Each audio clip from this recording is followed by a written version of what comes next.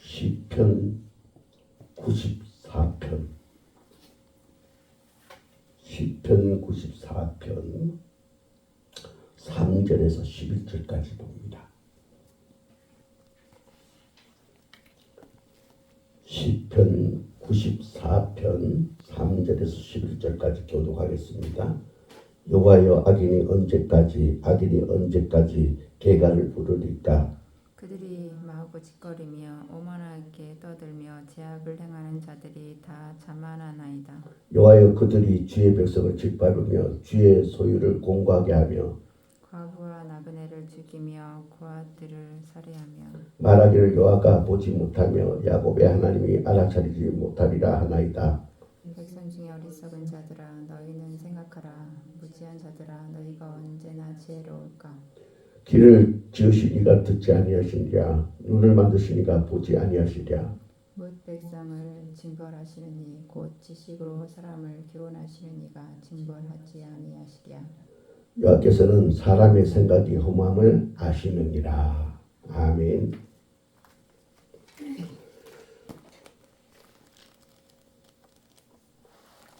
오늘은 무엇이 지혜인가, 그 부분에 대해서 말씀을 나누고자 합니다.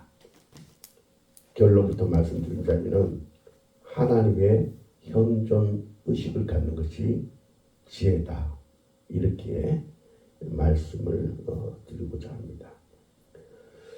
우리가 지혜를 한마디로 정의하려면 그렇게 간단한 문제가 아닙니다. 지혜에 대해서는 다양한 관점이 나타나기 때문에 한마디로 정의하는 것이 쉽지가 않습니다. 우리가 지혜를 얘기할 때 여러 가지를 두고 지혜를 말하는데, 우리가 살아가면서 어떤 사람이 어떤 삶의 태도에서 지혜롭다 그렇게 판단되게 행동하면은 우리는 저 사람 참 지혜롭다 그런 얘기를 합니다. 제가 거기에 해당되는 옛날부터 내려오는 얘기를 하나 여러분에게 소개하고자 하는데, 먼 옛날 우리나라에 고려장이 있었습니다. 부모가 나이가 들어서 70노인이 되어 이제 죽음을 눈앞에 두고 있을 때, 그 70노인 되면은 산속에다가 굴을 파서 굶어 죽게 하는 그런 풍습이 있습니다. 나라가 그렇게 하도록 법을 정해서 그렇게 하지 않으면은 이제 거기에 대해서 죄를 묻는 고려장이라는 그런 풍습이 우리나라에 과거에 있었습니다. 그 시절에 어느 마을에 홀로 머리를 모시고 사는 사람이 있었는데, 그 어머니가 나이가 들어서 70이 되었어요.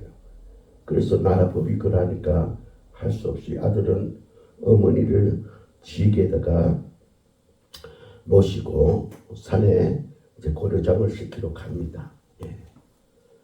그런데 아들이 어머니를 지게에다가 얹어서 한참 수속을 가는데 어머니가 이상한 행동을 하는 거예요.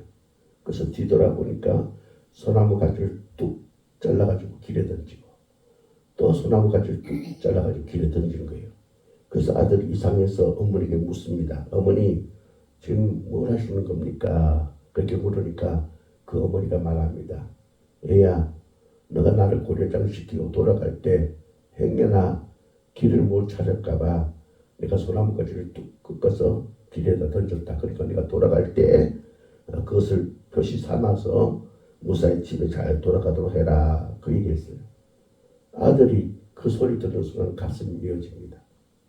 자기는 어머니를 지금 버리러 가는데 어머니는 행여나 돌아갈 때 길을 잃을까봐, 아들이 어떤 위험한 일을 겪을까봐 소나무를 뚝 꺾어가지고 가지를 땅바닥에 던지고 있는 겁니다. 그래서 이 아들이 너무너무 마음이 아프고, 그러니까 발걸음을 돌이켜서 집으로 갑니다. 그러니까 어머니가 얘야, 나를 고려장 시키지 왜 그냥 가느냐 하니까, 어머니, 내가 어머니를 차마 고려장을 시키지 못하겠습니다.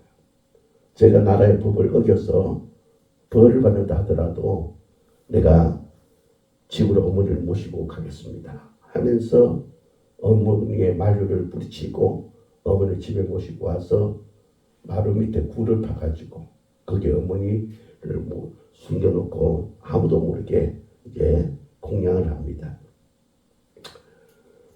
어머니도 그 아들의 그 마음을 알게 할 수 없이 그렇게 아들의 효도를 이제 받고 지냅니다. 그러던 어느 날 우리나라 힘이 약할 때 중국에서 우리나라에게 뭔가 트집을 잡아서 뭔가 요구하기 위해서 사람을 보내가지고 이제 문제를 냅니다. 그 문제는 뭐냐면은 이 중국 사신이 병을 하나 가져왔는데 주둥이는 그저 좁고 밑은 큰 그런 항아리를 가져와서 너희 나라에서 이 좁은 주둥이에다가 커다란 호박을 넣어가지고 준비해둬라. 우리 황제께서 그것을 원한다. 그렇게 했어요. 주둥이가 좁은데 밑에 항아리는 요만한데 거기에 호박을 넣으라는 거예요. 그래서 가져오라 했다. 참으로 어려운 문제지요. 대신들이 서로 의논해봐도 어떻게 그 문제를 해결을 해야 될지 방법을 찾을 길이 없습니다. 그래서 백성들에게 지혜를 구하고자 방을 붙여요. 예. 누구든지 이 문제를 해결하면 큰 상을 내리겠다. 그렇게 방을 붙입니다. 그때 그 어머니를 숨겨두고 동양하는 그 아들이 그 방을 보고 집에 와서 어머니께 얘기합니다. 어머니, 제가 오늘 방을 봤는데 중국 사신이 와서 우리나라에게 이렇게 과한 요청을 했답니다. 아무도 그 문제를 해결하지 못하고 있답니다. 그러니까 어머니가 그건 그렇게 어려운 일이 아니다. 그렇게 하면서 어머니가 지혜의 말씀을 주는 거예요. 어떤 말씀을 주냐면은 그 병을 가져다가 봄철에 호박꽃이 있는 그 마디를 거기다 집어넣어라. 그러면은 물을 부어놓으면 호박이 자라서 이제 그들이 요구한 대로 호박의 열매를 거둘 수 있다. 그렇게 얘기합니다. 그래서 이 사람이 왕을 찾아가서 그 사실을 말하고 병에다가 그 호박 잎 있는데 그 줄기를 병에다 집어넣어서 호박을 키워서 갖다 주니까 깜짝 놀랍니다. 야, 이런 방법이 있었구나. 그래서 당당하게 중국 사신에게 내오니 중국 사신이 깜짝 놀랍니다. 그러나니까 이제 또 중국 사신이 문제를 하나 더 냅니다. 예. 이 산에서 나무를 잘라가지고 한 굵기가 이만한 앞뒤를 그저 반듯하게 잘라가지고 이제 그것을 주면서 이 나무가 어느 쪽이 뿌리고 어느 쪽이 위인지 그것을 알아내랍니다. 참 어렵죠. 나무 통나무를 딱 잘라가지고 똑같이 잘라가지고 어느 쪽이 뿌리 쪽이고 어느 쪽이 위쪽인가 알아내랍니다.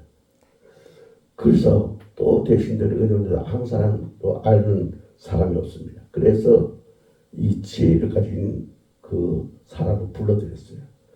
이번에도 너가 이 문제를 한번 풀어보라니까 예, 제가 집에 가서 풀어오겠습니다 하고 그 통나무를 가져갑니다. 그래서 어머니,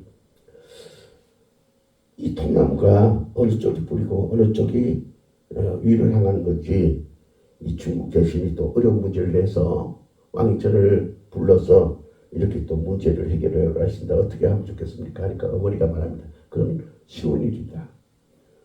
그럼 어떻게 풀까요? 하니까 그 나무를 강가에 가서 탁 띄워보면은 가라앉는 쪽이 바로 뿌리다. 뿌리 쪽이다. 가라앉는 쪽이 약간 기울어져서 가라앉는 쪽이 뿌리다. 그렇게 해줍니다. 그래서 그 문제를 해결해 줬습니다. 또 중국 사람이 깜짝 놀랍니다. 야, 이걸 어떻게 맞췄지?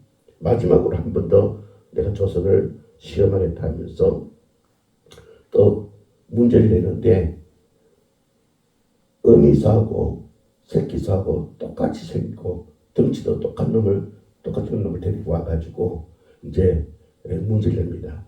이 두 소 중에 어떤 것이 어미고 어떤 것이 새끼인지 구별해야 되는 합니다. 그래서 또 임금 사신들과 의논하는데 너무나 똑같고 덩치도 똑같아서 어느 놈이 어미고 어느 놈이 새끼인지 알 수가 없어요. 그래서 또 이 사람 부릅니다. 두 마리 소가 있는데 똑같이 생기고 덩치도 큰데 어떤 게 어미소 고새끼소인지 그거가 와서 좀 풀어다오 합니다. 그러니까 이 청년이 이제 어머니가 묻습니다. 어머니, 내가 이 과제를 풀어야 되는데 어떻게 하면 되겠습니까? 그러니까 어머니가 말합니다. 가서 그 소에게 연물을 주지 말고 사흘을 굶겨라. 그러면 두 소가 배가 고파가지고 막 울어댈 것이다. 그때 사흘의 연물 주라. 그래서 먼저 뛰어와서 마구 그 연물을 먹는 놈을 새끼고 그 연물을 새끼가 먹도록 이렇게 먼저 지켜보는 그 소가 어미소다 하면서 그렇게 답을 줍니다.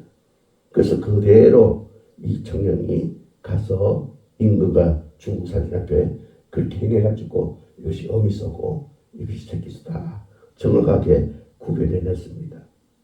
그래서 중국 사신이 두 손을 번쩍 들고 돌아갔다는 그런 옛 고사의 이야기가 있습니다. 왕이 그 청년이 그 어려운 문제를 쉽게 풀어내는 거 보고 상을 주기 위해서 불렀습니다. 내가 너를 상을 주노라 하면서 상을 주면서 너는 어떻게 해서 그 어려운 문제를 그렇게 쉽게 다 풀어내냐 물으니까 이 청년이 무릎 꿇고 벌벌 떨면서 임금 앞에 얘기합니다.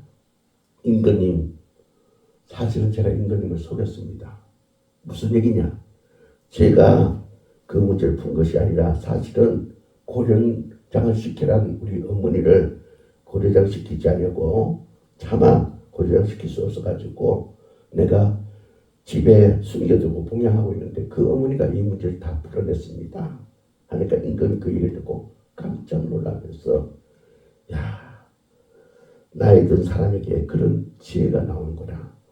그러므로 내가 이제 신하에게 공부합니다. 오늘부터 내가 공부하노니 앞으로는 고려장을 없애라. 그렇게 나이 든 분이 지혜가 있어야 있는데 그런 분이 우리나라에 있어야 우리가 살아갈 수 있다 하면서 고려장 풍습을 그때부터 없앴다는 그런 얘기가 있습니다. 지혜가 바로 생명을 살려내고 지혜가 바로 나라를 살렸다는 그런 얘기가 있어요.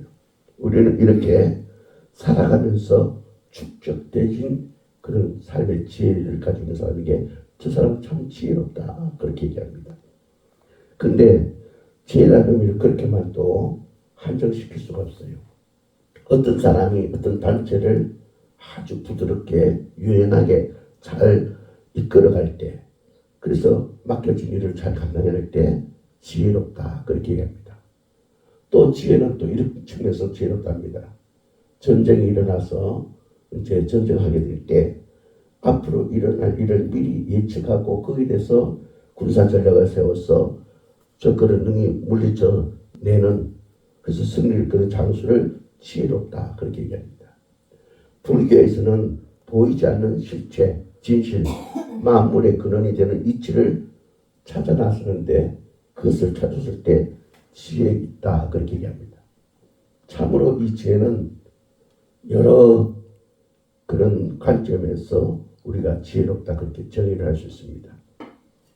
오늘 우리들은 지혜를 갖는 자가 되어야 될 줄 믿습니다. 이 지혜는 우리에게 참으로 중요합니다. 이 지혜라는 것은 긴 시간 축적되는 것이 지혜인데 인생을 살아가면서 지혜가 쌓입니다. 성공적인 삶을 살 때, 고통스러운 시간을 보낼 때, 좋은 친구와 사귈 때, 악한 친구를 만날 때 지혜가 쌓입니다. 지혜라는 것은 삶의 열과 같다 그렇게 볼 수가 있어요. 지혜가 쌓이면서 사람을 대하는 법도 익히고 상황에 대처하는 능력도 배양합니다. 이것을 지혜라 우리는 말합니다. 그래서 우리에게는 지혜가 꼭 필요하다. 우리가 제 자신을 갖고 살아가면서 나이가 들면은 삶의 지혜가 생겨요. 그럼 우리는 이따금 그런 생각합니다. 아, 내가 살아오면서 쌓은 이 저절로 익혀진 또 배운 그 지혜를 우리 자식들에게 말해줘야 되겠다 그런 생각을 합니다. 그러나 자식들은 뭐랍니까? 내가 옛날에 이랬다 하면은 그것은 시대착오적인 얘기를 하면서 그 부모가 과거에 이랬다라는 것을 별로 그렇게 지혜로 받아들이지 않습니다. 이것이 바로 오늘 우리들의 모습입니다. 저는 그런 얘기 들으면서도 그래도 삶을 살아가면서 축적된 지혜는 무시해서는 안 된다 그런 생각을 하면서 또 저도 역시 이렇게 살아오면서 목회하면서 후배들에게 내가 목회를 해보니까 이런 지혜가 필요하더라, 이런 지혜가 생기더라 그런 얘기를 하고 싶을 때가 있었고 또 해준 적도 있습니다. 그런데 동시에 그런 생각이 들었습니다. 나도 살아가면서 목회하면서 경험으로만 터득되는 그 목회의 지혜를 후배들에게 가르쳐주고 싶은데 하나님은 우리들에게 오죽하실까? 하나님이 많은 지식과 지혜를 갖고 계시는데 우리들에게 무지한 우리들에게 연약한 우리들에게 얼마나 지혜를 주고 싶을까 그런 생각을 해봤습니다. 아마 그래서 하나님은 성경 66권을 우리에게 남기신 줄 몰라요. 우리가 성경에 보면 많은 지혜가 있지 않습니까? 그래서 참으로 감사한 일이다 그렇게 보게 됩니다. 그런데 하나님께서 우리에게 말씀하신 지혜는 뭐냐면은 세상적인 지혜가 아니라 더 하늘의 지혜를 말하고 있습니다. 성경은 두 가지 지혜를 말하고 있습니다. 세상적인 지식과 하나는 하나님의 지식이던데 그것을 비교하면서 얘기하고 있습니다. 고린도전서 1장 27절에 보면 이렇게 말씀하고 있어요. 하나님께서 세상에 미련한 것들을 택하사 지혜 있는 자들을 부끄럽게 하려 하시고 하나님께서 세상에 미련한 것들을 택하사 지혜 있는 자들을 부끄럽게 하려 하시고 지혜 있는 자들, 세상적인 지혜를 가진 자를 말하고 있습니다. 바로 하나님께서 미련한 자를 택해서 세상에 지혜 있는 자들을 부끄럽게 하셨다 그렇게 말하고 있습니다. 그러니까 세상적인 지혜와 하나님의 지혜는 서로 견줄 수 없다 그런 얘기죠. 우리가 성경에 보면은 지혜가라는 말씀이 많이 나오는데 잠언서가 바로 그러죠. 잠언서 8장 1절에 이렇게 말합니다. 지혜가 부르지 아니하냐 명철이 소리를 높이지 아니하느냐. 잠언서 8장 5절에 어리석은 자들아 너희는 명철을 지니라 미련한 자들아 너희는 마음이 밝을지니라 그렇게 말하고 있습니다. 이건 뭐냐 하나님께서 우리에게 세상의 지식도 중요하지만 그보다도 비교조차 할 수 없는 엄청난 하늘의 지혜를 갖는 자가 되라 그렇게 말씀하고 있습니다. 오늘 본 말씀을 보면은 바로 그런 지혜에 관한 얘기를 우리에게 하고 있음을 보게 됩니다. 우리 시편 94편 1절 2절을 한번 같이 읽어볼까요? 같이 읽습니다. 시작. 여호와여 복수하시는 하나님이여 복수하시는 하나님이여 빛을 비추어 주소서 세계를 심판하신 주여 일어나사 교만한 자들에게 마땅한 벌을 주소서. 자 여기 보니까 시편 기자가 하나님께 절규하는 모습을 보게 됩니다. 억울한 마음을 토로하며 악인을 향한 하나님의 복수와 심판을 기대하는 시인의 청원이 여기 담기는 것을 보게 됩니다. 바로 이 시편 기자는 하나님께 원수를 갚아달라고 간구하는데 그 간구하는 이유가 뭐냐? 시편 94편 3절에서 7절에 나와 있습니다. 우리 한번 같이 읽어볼까요? 같이 읽습니다. 시작. 여호와여 악인이 언제까지 계가를 부릴까? 그들이 마구 짓거리며 오만하게 떠들며 죄악을 행하는 자들이 다 자만하나이다. 여호와여 그들이 주의 백성을 짓밟으며 주의 소를 공고하게 하며 가부와 나그네들을 죽이며 과들을 살해하며 말하기를 여호와가 보지 못하며 야곱의 하나님이 알아차리지 못하리라 하나이다. 시편 기자가 지금 왜 간절하게 그가 하나님의 복수와 심판을 기대하면서 그가 청하고 있느냐 여기 나오고 있습니다. 득세하는 악인들 마구 짓거리는 그들의 형태가 역겹다. 오만한 행동에 분노가 치밀린다. 죄 없는 사람들을 짓밟고 연약한 자를 괴롭히는 악인의 행포가 너무너무 보기에 너무 화가 난다 이거죠.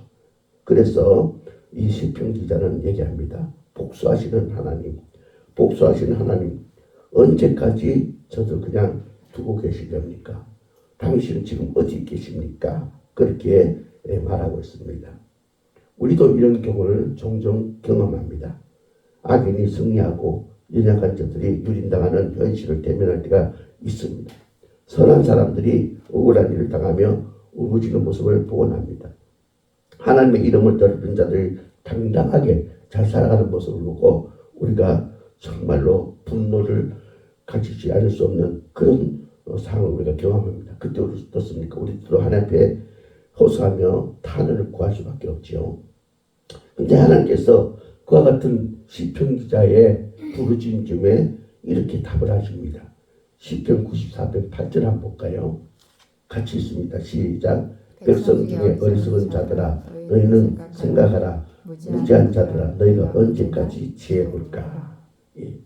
절개하는 시편 기자에게 절개하는 백성들에게 하나님 말씀해 줍니다. 어리석은 자들아 너희가 언제쯤 지혜로워질 수 있느냐.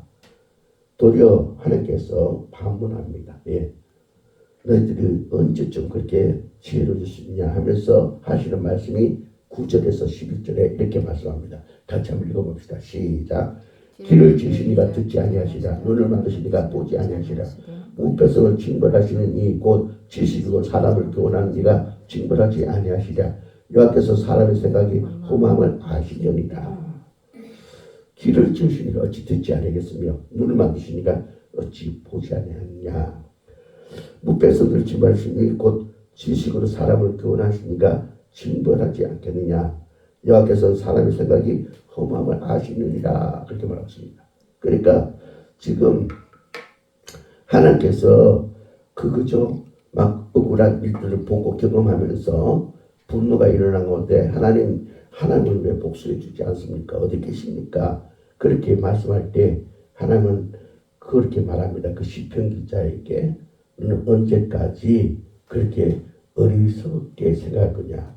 너가 언제 그렇게 지혜로울 거냐 하면서 무엇이 지혜냐? 바로 하나님을 아는 것이 지혜다. 하나님을 아는 것이 지혜다. 예. 하나님 어떤 하나님이냐? 귀를 주시니까 듣지 아니하시랴. 눈을 만드시니까 보지 아니하시랴. 무배석을 징벌하신 이 곧 지식으로 사람을 교훈하시니까 징벌하지 아니하시랴. 여호와께서 사람의 생각이 험하심을 아느니라. 너희들이 하나님을 알아라 이 말이에요. 하나님을 아는 것이 지혜다 이 말이에요. 하나님은 세상에 지금 일어나고 있는 모든 일을 귀로 듣고 계시고 눈으로 보고 계시고 또 정확한 지식을 가지고 계시고 그들의 험함을 아시고 반드시 하나님이 심판한다. 그 사실을 왜 모르고 너는 분노하고 있느냐? 이렇게 하나님은 대답을 주고 있습니다. 그렇습니다. 참된 지혜는 우리가 하나님을 아는 겁니다. 하나님은 전지전능하신 분이다. 그분은 모르는 것이 없고 못할 게 없다. 그분께 맡기면 된다. 나는 기다리면 된다. 그런 우리는 사고를 가지고 하나님을 알고 기다리는 것, 이것이 진정한 지혜라는 것입니다. 오늘 하나님은 시편 94편을 통해서 우리에게 그와 같은 지혜를 가지라 그렇게 말씀하고 있습니다. 아멘입니까? 그래서 우리는 하나님을 알아야 돼요. 하나님 알 때 어떻게 됩니까? 하나님 아시니까 지금 보고 계시고 듣고 계시니까 하나님은 분명한 판단력이 있으시니까 이 모든 것을 다 해결할 것이다. 하나님 때에 이 모든 문제를 해결할 것이다 라고 우리는 생각하면서 분노하지 말고 그런 말을 죄짓지 말고 우리는 하나님 때를 기다리는 그런 자가 되어야 될 줄 믿습니다. 우리가 출애굽기를 보면 하나님께서 모세에게 성막을 짓도록 명령하는 것을 보게 됩니다. 너는 성막을 설계를 이렇게 해서 이렇게 성막을 지어라 그렇게 말씀합니다. 출애굽기 35장 10절에 이렇게 말씀하고 있습니다.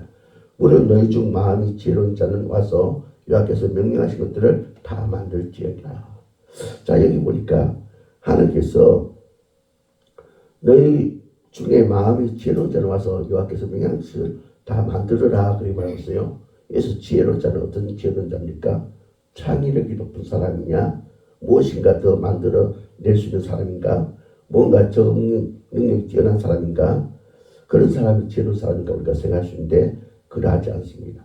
우리가 보면은 출애굽기서 보면은 하나님께서요 모든 것을 다 디자인하셨어요. 성막은 크기는 어떻게 하고 모양은 어떻게 하고 또 거기에 색은 어떻게 하고 또 보석을 거기에 두는데 보석의 종류는 어떻게 무엇을 어떤 보석을 어떻게 두고 또 철의 종류까지 다 설계도를 하나님께서 만들어서 그렇게 성막을 짓게 하는 것을 보게 됩니다. 그런데 하나님께서 그 모든 것을 다 하나님께서 정하시고 지혜로운 자를 뽑는데 거기서 지혜로운 자를 뭐냐면은 하나님을 알고 하나님 말씀에 순종해서 행할 사람, 그 사람이 바로 지혜로운 자라는 사실을 알고 내가 바로 내 나를 알고 바로 내 뜻을 알고 그게 하나님께서 명한 것을 순종해서 행할 사람, 그런 지혜로운 자를 내가 택해서 성막을 만들도록 할 것이다.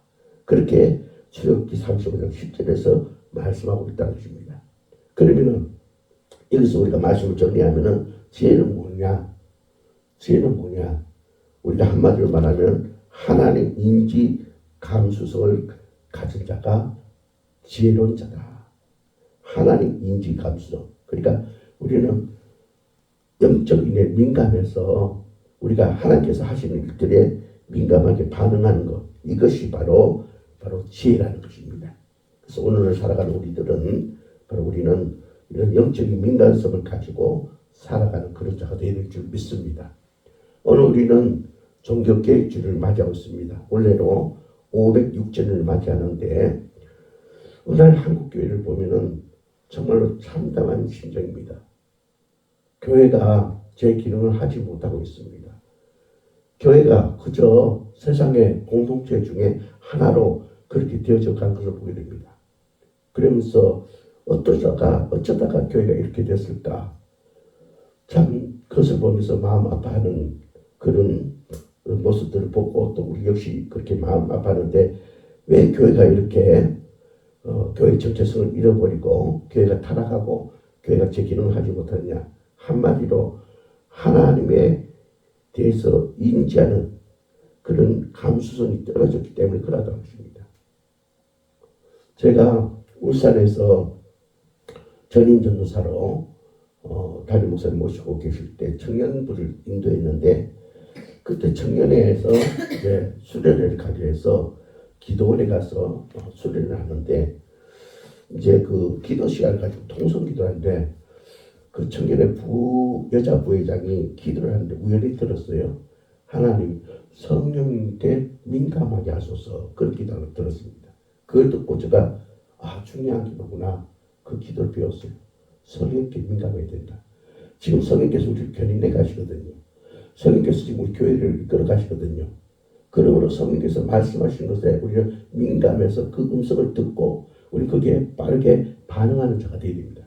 이것이 바로 우리는 바로 하나님에 대한 인지 감수성을 갖는 것이다. 그렇게 말하셨습니다. 우리는 하나님을 알고 하나님에 대해서 빠르게 우리는 민감하게 체크해서 우리가 그 하나님의 말씀을 따라서 움직이는 자가 되어야 된다. 오늘 이 시대는 귀가 닫혀 있고 눈이 닫혀 있고 마음이 굉장히 마음이 굳어져 있습니다. 이것이 바로 우리가 정체성을 잃어버린 원인이고 교회가 정체성을 잃어버린 원인입니다.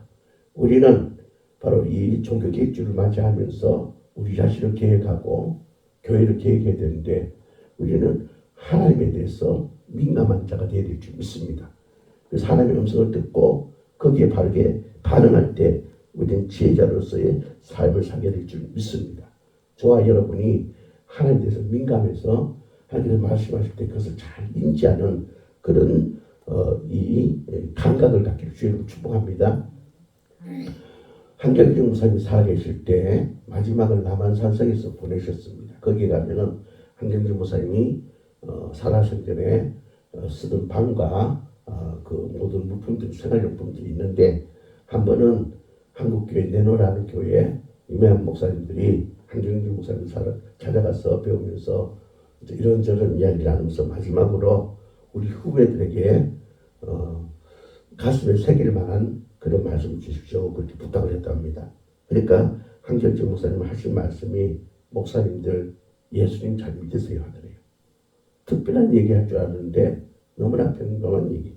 목사님들 예수 잘 믿으세요 하더라는 것입니다. 이 말이 무슨 말입니까? 바로 하나님께서 나를 보고 계신다. 하나님께서 이 시대를 보고 계신다. 그러므로 하나님을 의식하는, 하나님께서 옆에 계셔서 말씀할 때 그 말씀을 들을 수 있는, 하나님께서 옆에 계셔서 지시할 때 그 지시를 받을 수 있는 그런 민감성을 가지라는 그런 얘기인 줄 믿습니다. 저는 우리 소명교회, 우리 소명조항교회 성도님들이 또 우리 개인들이 바로 그런 감정을 갖고 살아가길 바랍니다. 우리 소령중앙교회가 그런 사람들 때문에 오늘 세워졌습니다. 성경에 민감한 사람이 땅을 내어놓고 또 성경에 민감한 자들이 건축을 해서 헌물하셨고 또 여러 가지 성경에 민감한 자들이 순종했기에 오늘 우리 교회가 있게 됐습니다. 앞으로도 우리 교회는 성경에 민감한 자에 의해서 세워져야 될 줄 믿습니다. 저와 여러분이 성경에 민감한 자가 되어서 세상에 공평하지 못한 것을 통해서 분노하지 말고 하나님께서 다 아신다. 듣고 계시고 보고 계시는 사실을 알고 우리는 하나님에 대해서 귀를 기울이고 하나님에 대해서 민감하게 우리가 감각을 세워서 하나님 따라 움직이는 그런 우리가 되어야 될 줄 믿습니다. 바로 지혜는 하나님의 현존 의식을 감지하는 것이다. 그렇게 말씀드릴 수 있습니다. 저와 여러분이 바로 하나님을 인지하는 자가 될 수 있기를 주의로 축복합니다. 기도드리겠습니다. 하나님 감사합니다. 오늘도 하나님 귀한 말씀을 통해서 무엇이 참된 지혜인가를 알게 하시고 그 지혜를 가질 수 있도록 말씀해 주시니 감사합니다. 과거에 그랬듯이 오늘도 하나님 지혜가 필요합니다. 앞으로도 그럽니다. 우리 모두가 하나님을 잘 인지하는 영적인 감각이 있어서 우리가 그 감각을 가지고 이 시대에 아버지 빛을 발하는 세대 되게 하시고 교회가 정체성을 가지고 사명을 잘 감당하는 저희 교회가 되게 하옵소서. 종교개혁주의를 맞이해서 우리 교회에 우리 개인의 심령에 새로운 개혁의 바람이 불게 하옵소서. 예수 이름으로 기도합나이다. 아멘.